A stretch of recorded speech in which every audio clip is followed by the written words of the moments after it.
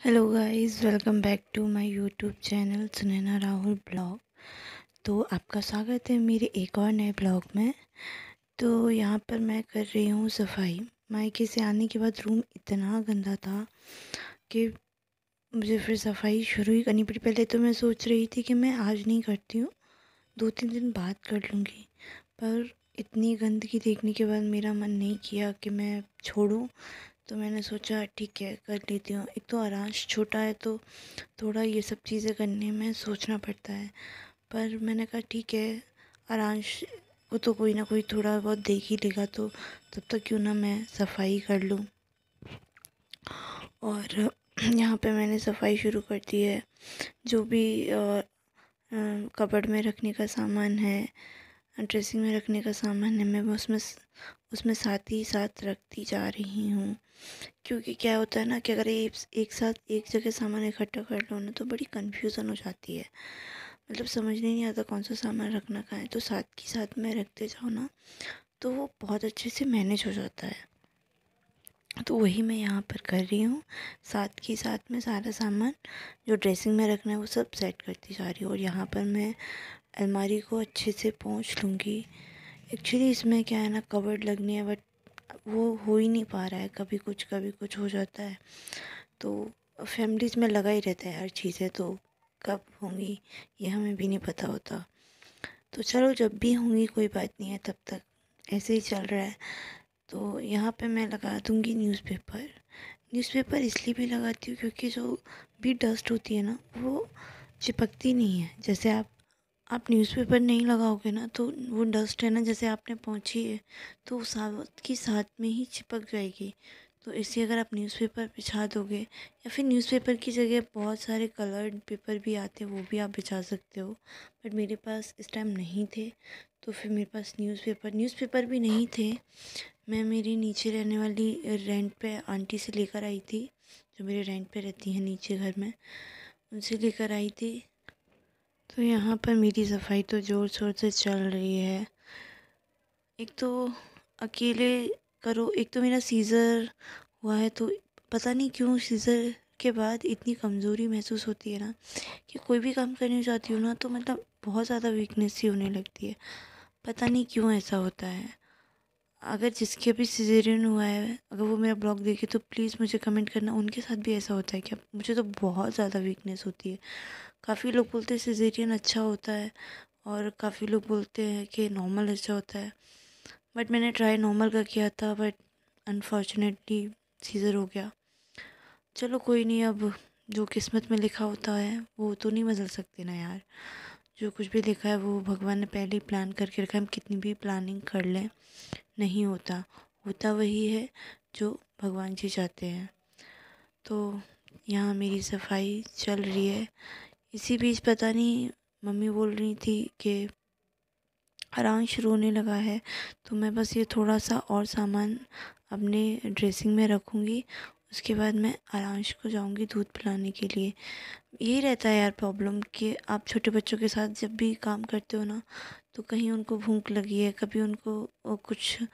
तो अभी तो वो छोटा है तो सिर्फ उसको फीड कराना होता है। अभी थोड़ा और बड़ा होगा तो सेरोलैक्स वगैरह खिलाना, ये सब तो बच्चों के साथ कब टाइम निकल जाता है पता ही नहीं चलता। तो इन सारी चीज़ों के लिए टाइम निकालना मुश्किल होता है। या मैं आरांश को दूध पिलाने जा रही हूँ। पिलाने के बाद मेरा जो भी नीचे की अलमारी बची थी, साइड की अलमारियाँ बची थी, वो सब साफ़ करनी थी, तो मैं फिर से अपने काम में लग गई हूँ।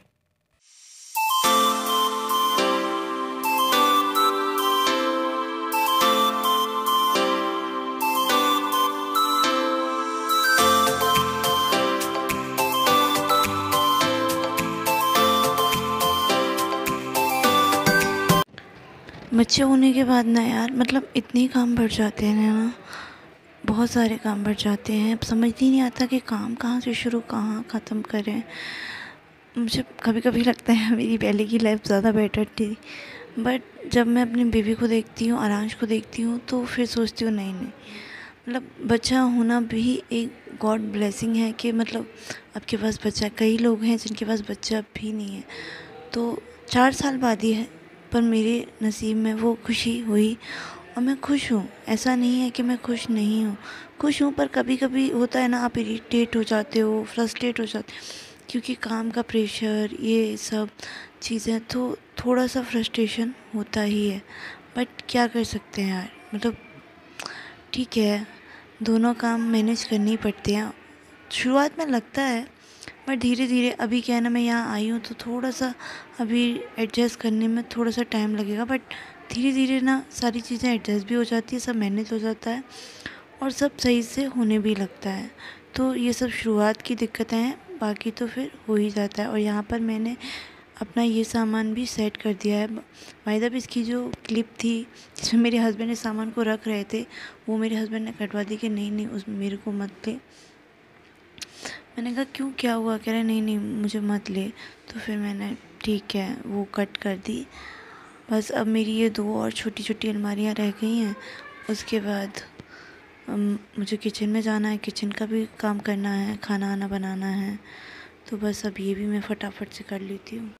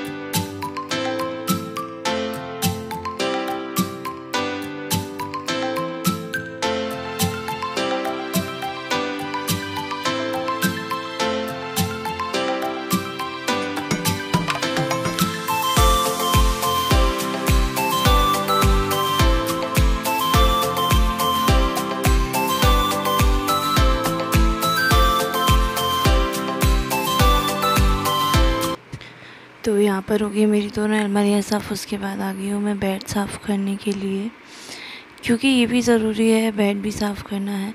बेड मतलब मैं उसकी डीप क्लीनिंग नहीं कर रही हूँ, क्योंकि वो मैं पहले ही कर चुकी हूँ। तो वो मैं नीचे से उसके जो कबर्ड है वो साफ़ नहीं करूँगी, बट ऊपर से चादर वगैरह सब साफ़ करूँगी। चादर मैंने ये इसलिए दोबारा बिछा दिया, क्योंकि मम्मी बोल रही थी ये कल ही धोया था, तो फिर मैंने इसको दोबारा नहीं धुला। मैंने कहा अभी 2-3 दिन बिछा लेती हूँ, उसके बाद इसको मैं धुल दूँगी। तो यहाँ पर बस मैं चादर वगैरह भी अपना सेट कर लूँगी, उसके बाद मैं जाऊँगी।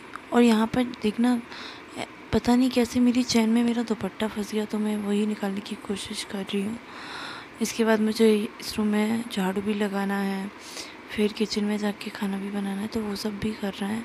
तो ये सब करने के बाद बस मैं वही काम करूँगी।